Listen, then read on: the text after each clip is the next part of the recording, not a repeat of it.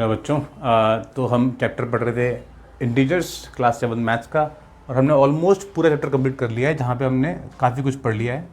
Addition, subtraction क्यों use करते हैं, इंटीजर्स पढ़ते क्यों हैं अपन, प्रॉपर्टीज़ भी पढ़ी है हमने सबकी, एडिशन की, सब्ट्रैक्शन की और मल्टीप्लिकेशन की। अब जो लास्ट टॉपिक बचा है वो बचा है अपना, यहाँ तक अपना पूरा हो गया है। लास्ट टॉपिक है वो आज ख़त्म हो जाएगा इस वीडियो पे, तो ये चैप्टर आपका पूरा ख़त्म हो जाएगा। इसका नाम है डिवीजन। तो डिवीजन हमने किए भी हैं, हमने नेचुरल नंबर के डिवीजन भी किए हैं हमने, इससे पहले भी। तो इसमें भी कोई ज़्यादा फ़र्क नहीं है, सिर्फ आपको साइन, जो नेगेटिव साइन होता है उस पर ही खेलना होता है। बाकी सेम कॉन्सेप्ट है जो अपने पहले। जैसे अगर मैं आपको बताऊं कि हमने अगर पढ़ा है 15 डिवाइड बाई 5, तो आंसर क्या आता था अपना 3। ये हमें पढ़ाई हुआ है ना। इसमें बस इतना फ़र्क हो जाएगा कि अगर यहाँ पे -15 हुआ और डिवाइड बाई 5 हुआ तो आंसर आएगा -3। अगर दोनों ही नंबर नेगेटिव हैं, मैंने बोला -15 है और डिवाइडेड बाई -5 किया, तो अपना नंबर आएगा 3। क्योंकि ये दोनों नंबर आपस में कट जाते हैं। क्योंकि अपन उसको लिखते कैसे हैं, इसको बना सकते हैं ऐसे -15 अपॉन -5। इसको अपन ऐसे ही लिख सकते हैं 15 इंटू -1 और 5 इंटू -1 लिख सकते हैं, क्योंकि 15 into -1 will always be equal to -15, 5 into -1 will also be equal to -5। अब डिवीजन का सिंपल फंडा क्या है, हम नंबर काटते हैं, तो -1 से -1 कट गया और 5 3 ज़ा 15 हो गया।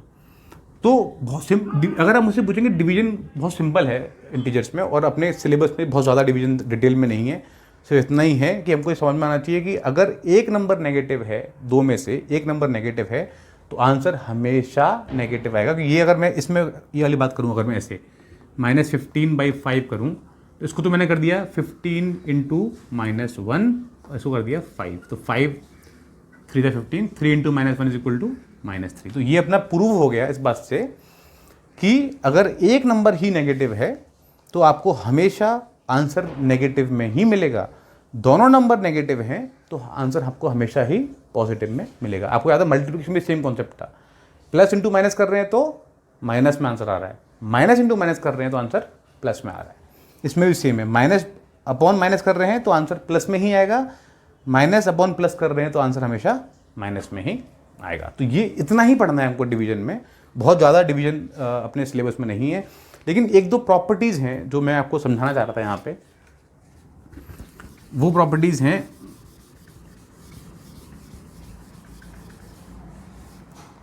हैं कि अगर मैं आपको बोलूँ कि जैसे हमने एडिशन में, सब्ट्रैक्शन में या मल्टीप्लिकेशन में एक प्रॉपर्टी पढ़ी थी, क्लोजर। उसका मतलब क्या होता था कि अगर मैंने a प्लस बी किया और a और b इंटीजर हैं, तो मेरा जो आंसर आएगा वो भी इंटीजर होगा। ये बात हम प्रूव कर चुके थे एडिशन के केस में। a माइनस बी कर रहे हैं तब भी हमारा आंसर इंटीजर में आएगा, ये बात भी सही हो चुकी थी। a इंटू बी कर रहे हैं तो भी अपना आंसर जो आएगा इंटीजर में ही आएगा, ये बात तय है। अब हमको चेक करना है कि डिवीजन में भी ये property does it stand valid, क्या ये प्रॉपर्टी सही है कि नहीं। मतलब कि दो इंटीजर्स को अगर मैं डिवाइड कर रहा हूँ तो मेरा आंसर हमेशा इंटीजर होगा कि नहीं होगा, ये चेक करना है हमको। Let's take some example. मैंने मालूम बोला -10 डिवाइडेड बाई 2, तो ये क्या हो गया -5। इससे पता क्या पड़ा हमको कि ये तो डिविजिबल है, और ये भी इंटीजर था, ये भी इंटीजर था और ये भी इंटीजर था। तो यहाँ तो कंफर्म हो गया कि इंटीजर आ रहा है। लेकिन ये क्यों आ रहा है, ये इसीलिए आ रहा है क्योंकि 10 जो है 2 से कंप्लीटली डिविजिबल है। अगर मैंने आपको बोला -10 डिवाइडेड बाई 3, तो आपको क्या आंसर आएगा -10/3। इज इट एन इंटीजर, ये नंबर इंटीजर है क्या, ये नंबर अपना rational number, it is not integer. Rational पढ़ चुके हैं, और बड़ा सेट होता है, लेकिन इंटीजर तो पक्का ही नहीं है। तो इससे क्या प्रूव हुआ, इससे ये प्रूव हुआ कि डिवीजन जो है, डिवीजन में closure property is not the right property. मतलब दो नंबर को डिवाइड करेंगे तो ये ज़रूरी नहीं है कि जो उसका आंसर आएगा वो भी हमेशा ही इंटीजर होगा। वो सिर्फ तभी होगा जब वो कंप्लीटली डिविजिबल हो। मतलब ये नंबर से ये नंबर कंप्लीटली डिविजिबल हो तभी होगा, अदरवाइज वो कभी नहीं होगा। तो ये क्लोजर प्रॉपर्टी इसमें गलत साबित होती है। मतलब डिवीजन में क्लोजर प्रॉपर्टी नहीं होती है।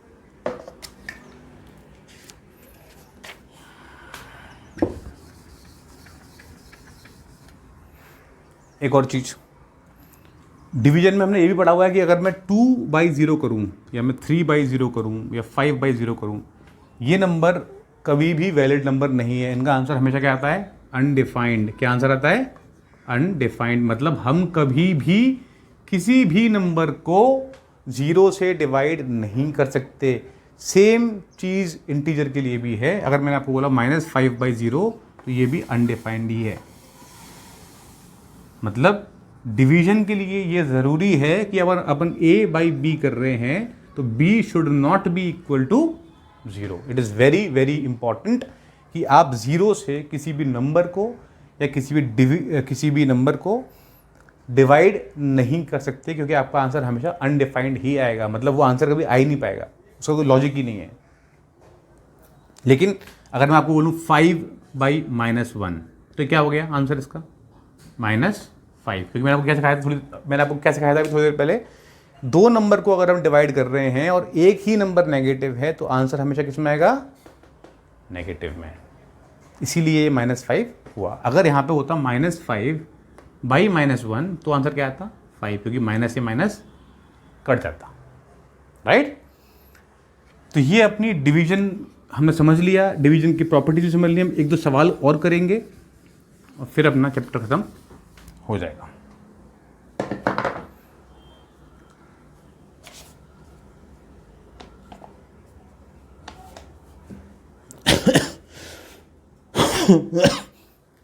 एक और चीज़ कि अगर किसी भी नंबर को मैं 1 से डिवाइड करता हूँ तो सेम नंबर आता है। जैसे 15/1 किया तो नंबर 15 आएगा। सेम अगर मैं -15/1 करता हूँ तो भी मेरा नंबर -15 ही आएगा। मतलब जो भी नंबर को मैं 1 से डिवाइड करता हूँ मेरा हमेशा आंसर वही नंबर आता है। इसलिए ये वाला केस अपन बोलते हैं। अपन एक दो एग्जाम्पल ले लेते हैं। तो ओके, तो क्वेश्चन अपना ये है, इन अ टेस्ट, चलिए ये वाला कर लेते हैं। Okay, in a test +5 marks are given for every correct answer.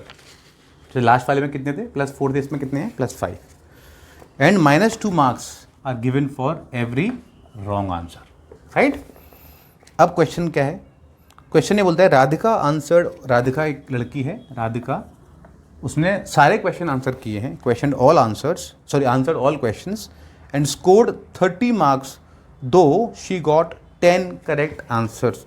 तो सारे क्वेश्चन अटेम्प्ट किए, उसके लिए मार्क्स कितने आए? इसमें उल्टा क्वेश्चन है, उसमें बताया था कितने क्वेश्चन सही थे कितने गलत हैं। इसमें उल्टा है, इसमें पूछ रहा है वो, उसके 30 नंबर आए और उसके सिर्फ 10 करेक्ट आंसर थे।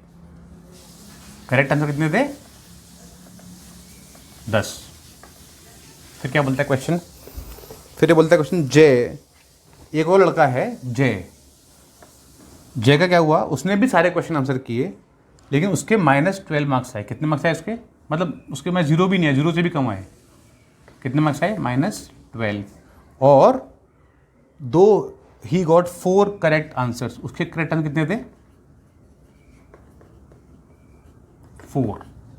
सिर्फ 4 करेक्ट। लेकिन इंपॉर्टेंट चीज़ ये है कि दोनों ने सारे के सारे क्वेश्चन अटेम्प्ट किए हैं, राइट। तो हमको ये क्वेश्चन ये बोल रहा है कि how many incorrect answers had they attempted.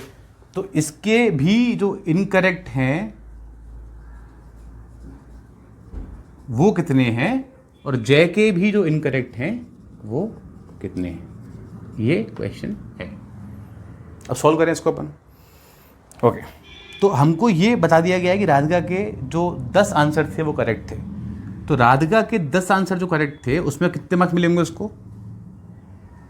+5 × 5, उसको 50 मार्क्स मिले थे करेक्ट आंसर के। लेकिन उसका स्कोर कितना है? राधिका का स्कोर कितना है? 30। तो इसका मतलब टोटल स्कोर उसका 30 है, लेकिन उसके जो सही क्वेश्चन के आंसर थे उसका 50 है। मतलब उसको बाकी क्वेश्चन में -20 नंबर मिले हैं। तभी तो, क्योंकि 50 में से मैं 20 माइनस करूंगा तभी तो 30 आएगा, है ना। तो मतलब एक बार उसको करेक्ट आंसर के लिए उसको 50 मिले, लेकिन इनकरेक्ट आंसर के लिए उसको कितने मिले? 20 मार्क्स।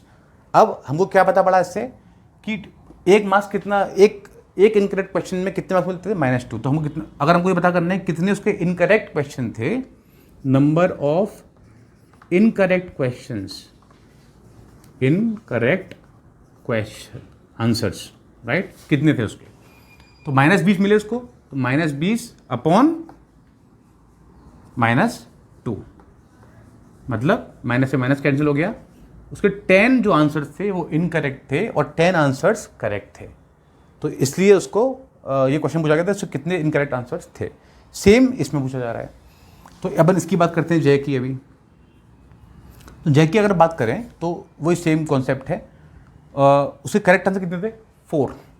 तो 4 करेक्ट आंसर के उसको मार्क्स मिले होंगे, एक करेक्ट आंसर का मार्क्स 5 है, 20, लेकिन उसके मार्क्स हैं कितने, -12। कितने मार्क्स उसके, -12। तो मतलब उसको कितने एक्चुअली मतलब उसको नेगेटिव नंबर कितने मिले, वो क्वेश्चन भी है, राइट। तो -12 है उसके, तो -12 -20 विच इज इक्वल टू -32। क्या है इसका मतलब, -32। एक क्वेश्चन, एक इनकरेक्ट क्वेश्चन का कितने मार्क्स मिलते हैं हमको, -2। तो number of incorrect questions answers is equal to -32 upon -2 which is equal to 16। इसका मतलब क्या हुआ कि जय ने 16 आंसर इनकरेक्ट किए थे। आपको ये दिख नहीं रहा क्या, तो मैं दोबारा सॉल्व करता हूँ इस चीज़ को, शायद ये दिख नहीं रहा, जय वाला पार्ट नहीं दिखा लोगों को, तो मैं ऊपर कर देता हूँ उसको। तो जय समझ रहे हैं आप, 20 में से 32 माइनस करूँगा तभी मेरे को आएगा -12, राइट। मेरे टोटल मार्क्स कितने, -12। वो कैसे आएंगे, जब मैं एक छोटे नंबर से बड़े नंबर को माइनस करूँगा तब मेरा आंसर नेगेटिव आएगा। तो इससे साफ पता पड़ रहा है कि उसको -12 मार्क्स तभी मिल सकते हैं जब उसको 32 नेगेटिव मार्क्स मिले हों। और 32 नेगेटिव मार्क्स कैसे मिलेंगे उसको, अगर उसने एक नेगेटिव मार्क -2 नंबर का है, तो 32 divide by -2 which is equal to 16। तो उसने 16 क्वेश्चन इनकरेक्ट किए हैं, तब जाके उसको -32 मार्क्स मिले हैं। और क्योंकि उसको -32 मार्क्स मिले हैं इनकरेक्ट के, और पहले के 20 थे, 20 - 32 कितना हो गया, -12। तो इससे क्या प्रूव होता है कि उसने 16 क्वेश्चन इनकरेक्ट किए हैं। तो उसका आंसर क्या आ गया अपना, 16। यहाँ पे क्या आंसर था, 10। आई होप आपको समझ में आ गया होगा। ये थोड़ी सी इसमें गड़बड़ हो गई थी वहाँ कैलकुलेशन में, तो उसके लिए I am sorry, but I think it is all good now. एक सवाल और कर लेते हैं अपन, फिर अपन चैप्टर क्लोज करेंगे।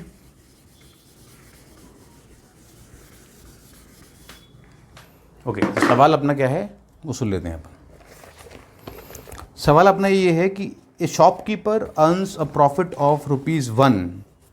एक शॉपकीपर को प्रॉफिट मिलता है ₹1 का बाई सेलिंग 1 पेन की प्रॉफिट है, बाई सेलिंग 1 पेन, पेन बेचा तो,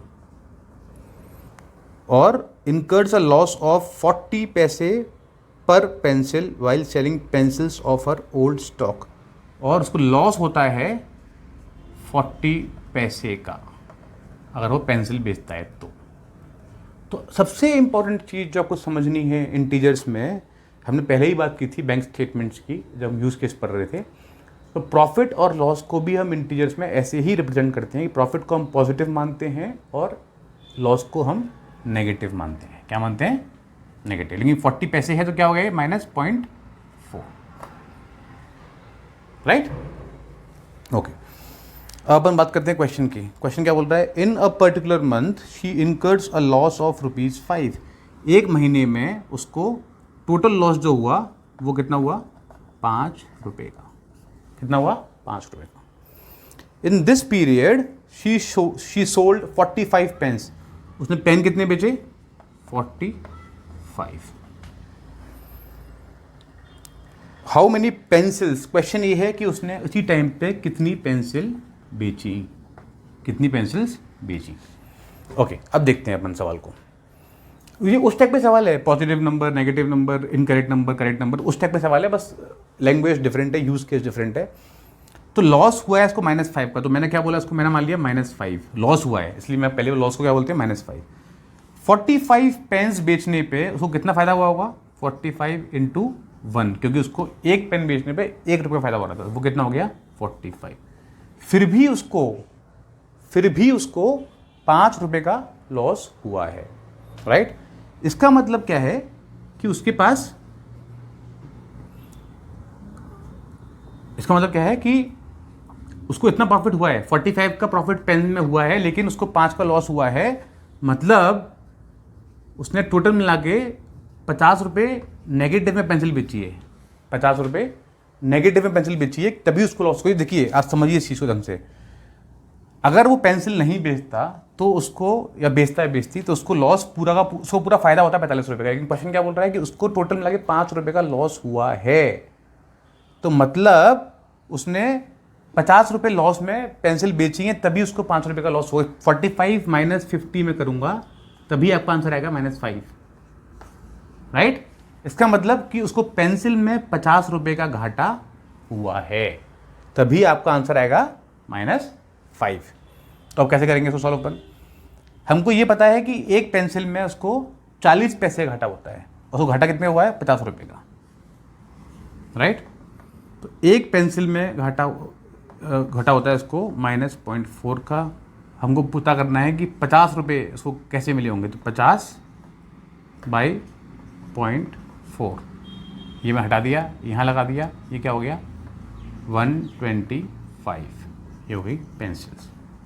मतलब उसने 125 पेंसिल बेची, इसका मतलब उसको 125 पेंसिल में -0.4 का लॉस हुआ, विच इज़ इक्वल टू -50।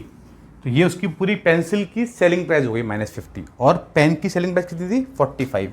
तो पेंसिल और पेन मिला के उस, अब नंबर कौन सा बढ़ा है, 45 बढ़ा है कि 50 बढ़ा है, 50 बढ़ा है। तो इससे क्या प्रूव होता है कि उसको ओवरऑल लॉस ही हुआ है 5 रुपये का। तो इससे क्या पता पड़ा हमको, उसने टोटल कितनी में से बेची 125।